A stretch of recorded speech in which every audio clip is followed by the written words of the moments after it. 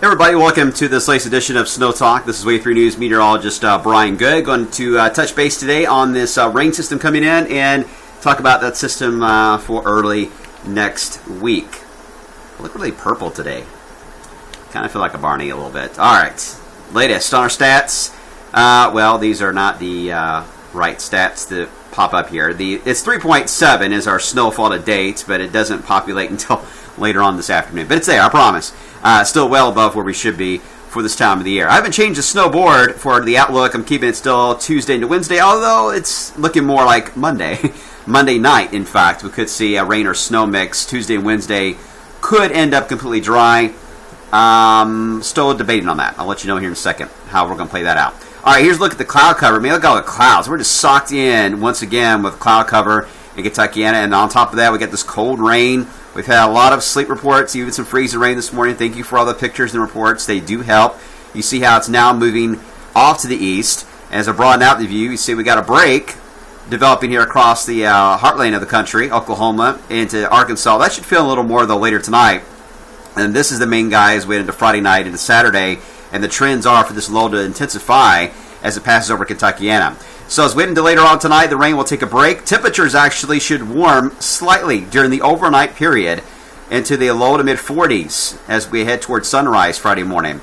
Now, Friday itself, any shower activity looks to be limited to the north to start off with, but by the afternoon and evening, everybody has a chance for some heavy rain, some lightning and thunder, and some strong gusty winds. It looks like to be a very windy day on Friday. We've seen that a lot so far this season, and Friday will be another windy day. And if we can stay dry long enough, we could go higher than 60. You see low 60s in our southern counties. It all depends on how quickly we get the rain determines our high. If we can stay dry, lower 60s are certainly reachable. If we cloud up and get rainy too early in the day, probably upper 50s about will be the best we can do. But you see the rain likely Friday night. Should be moving off to the east just after midnight. Still fairly warm here in Louisville at 60. And then by midday Saturday, some sun breaks move in.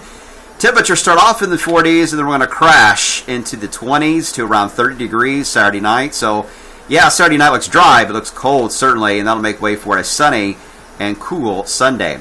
Rain totals will highly depend on how this plays out as the low passes through. You see the range here, anywhere from an inch, a little over an inch in Seymour, to as much as 2.5 inches in some spots. So, very wide variety here on rainfall, and thunderstorms will play a big role in that. If you get a very heavy complex of banding or some thunderstorms, you can easily go over 2 inches. Otherwise, 1 inch is very likely for the area. Anything more will be spotty. So looking ahead, here's our pattern set up as we head into the weekend and next week. First off, we mentioned before about the PNA being so strong, the jet stream taking a big jump to the north, and then we have this slight dip here across eastern Canada. The question is, as our system here, the Rainmaker, moves off to the east, will it eventually develop and then get fed into a system that's going to dive in from the north and west and become a big storm and actually do a slingshot, if you will, and then slam into the northeast with a big nor'easter and some heavy rain and heavy snow? That's the big debate the models are having, because this little wave that'll kind of be the enforcer, if you will, to really kick this low in and throw it back at the United States. The models are debating how strong this wave is and how it will track. Some take it weak and off to the east, misses our low entirely that passes through here this weekend, and others deepen it enough that it sees our low out here waiting for it, and it smacks right into it, and then again becomes a big nor'easter for the northeast. The big impact for us really isn't going to be that dramatic. The main issue for us would be the fact that when this wave, if it's strong enough as it passes by, could give us some rain and snow showers Monday night before it connects to the low out here into the Atlantic and becomes their big storm. And then once it becomes a big storm and back bends toward the United States or slingshots into the northeast, it could very well dive in the cold air and keep it intact for a few days next week in the Ohio Valley and eastward into the northeast. So it's significant to see how this short wave will be as it passes through. How strong is that going to be? And is it going to go south or is it going to go east? And then secondly, once it connects to our low that moves through here Friday night, is it going to slingshot it back in the United States, or is it going to head out to sea as well? Those are the big questions we have, and the foreign models versus the American models are not in agreement at all. So there's very little confidence still in the forecast. Here's the latest Canadian.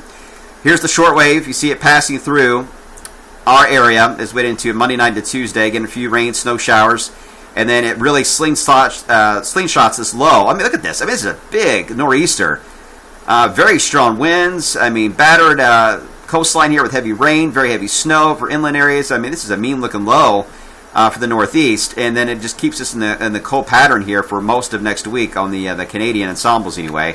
The European, similar. Again, sees the short wave that passes through, mainly some snow, upslope snow across the Appalachians, and then it slingshots the low into the Northeast, not as deep with it as the Canadian, but still impressive setup and very similar. And then you get the GFS, which is getting made fun of a lot because it keeps the short wave. You see it way up here to the north, and our weekend rain, or our Friday night rain system, it just sends it out to sea and doesn't bother anybody.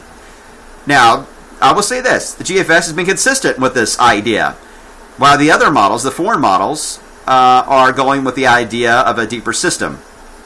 Who is going to win this battle? That is a big debate, and the real true test of these two models, when we have a positive PNA, which usually would indicate the European and the Canadian model will be right to have more of a deeper setup here. Is that going to play out, or is the GFS on to something, and is it going to win the battle? Big debate here. Right now, we're going to continue to lean toward the foreign models of a system passing through Monday and some chilly weather Tuesday and Wednesday. Nothing significant when it comes to snow. Sorry, snow lovers. Just do not see that happening. For the Northeast, that's a different story. The Japanese model just came in. It is also indicating the deeper system coming through, the cold core, if you will, that slingshots the low pressure into the northeast part of the country. So all the foreign models are all against the American models on this idea. It's a battle of the countries. We'll see how it plays out. Now, when you look longer term, here's the Canadian ensemble. I'm using this since it's done a better job at longer term lately, as well as the European. Showing that warmth that takes place around the 12th, 13th of December. We're on the edge of it here in the Ohio Valley. It'll warm up. Nothing drastic, but we will see some milder air into the Ohio Valley for next weekend. Not this weekend, but the next weekend. Doesn't look too bad for us. But then as we head toward Christmas week, the GFS and the Canadian and the European all trending, this is the Canadian, all trending toward a unloading of the cold air masses back into the eastern half of the country just in time for Christmas week. Wouldn't that be nice? I know. Never know. It can happen. Keep in mind, in 1993, we had snow the day before Halloween in 93. We've talked about that many times. We had a fairly mild December, and then suddenly in January, we got 16 inches of snow in 1994. So just because you have warm weather in December does not mean winter is over or it's a bust. It just means you can have extremes. And when you see warm air masses move in like they are, that is a sign there's always going to be a counterbalance down the road that will happen, and that usually means extreme cold and or snow. So the warm-ups are a good sign if you're a snow lover. That means our pattern is right on track. So stay tuned. We're keeping an eye on it, but get ready for this rain. That's going to be our big headline over the next 48 hours.